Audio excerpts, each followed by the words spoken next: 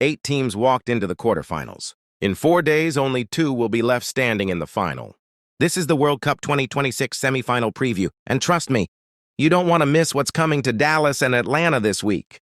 Let's break down both semifinals, the matchups, the storylines, and who I think is walking away with a spot in the New Jersey final. Quick recap. This has been the wildest knockout stage in World Cup history. All 3 host nations are out. The USMNT fell to Belgium in the round of 16 in front of the most-watched soccer broadcast in American TV history. Canada and Mexico didn't make it past the quarters either. But 4 teams punched their tickets to the Final 4. France, Spain, and then whoever comes out of Norway, England, and Argentina, Switzerland today. Semifinal number 1 is a heavyweight clash. France versus Spain. Tuesday, July 14th, 3 p.m. Eastern, at AT&T Stadium in Arlington, Texas. Kind of consistency at the biggest stage is genuinely rare. Spain, meanwhile, is chasing history. This is their first semifinal appearance since they lifted the trophy back in 2010.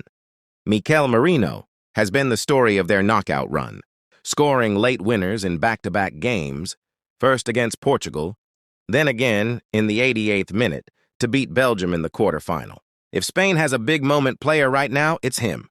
Here's my read. France's attack, with Mbappé and Dembélé both firing, is the most dangerous in the tournament right now. But Spain's midfield control and their habit of finding late goals makes this a genuine coin flip. Give me France in a tight one, maybe 2-1, but do not be shocked if this one goes to extra time. Now let's flip to the other side of the bracket. And this one's still being decided as we speak. Norway takes on England, and first time ever reaching the quarterfinals. And it's all been fueled by Erling Haaland, whose, on the other hand, has been here before. 3rd straight World Cup in the quarterfinals.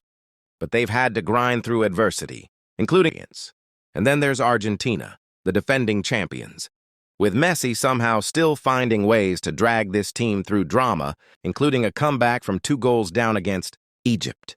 Every match increasingly feels like it could be his last on this stage. Switzerland is the surprise package, grinding out a penalty shootout win over Colombia to reach this point. Nobody expected them here, and that's exactly why they're dangerous. My gut says this comes down to Argentina and England. In Atlanta, Messi's experience, getting the better of Switzerland, and England's defensive discipline eventually containing Haaland just enough. But honestly, this whole side of the bracket has been the tournament's biggest wild card. So don't be surprised if I'm wrong by tonight. Here's why this matters even more for American fans. Fox announced that 30 million people tuned in for the USA-Belgium match, making it the most-watched soccer telecast in U.S. history. This watching World Cup viewership records get rewritten in real time, right here on American soil. Both semi-final winners advance to the final on Sunday, July 19th, at MetLife Stadium in New Jersey. And the losers play a third-place match a few days earlier. Subscribe so you don't miss the full final preview next week. And I'll see you for the semi-finals.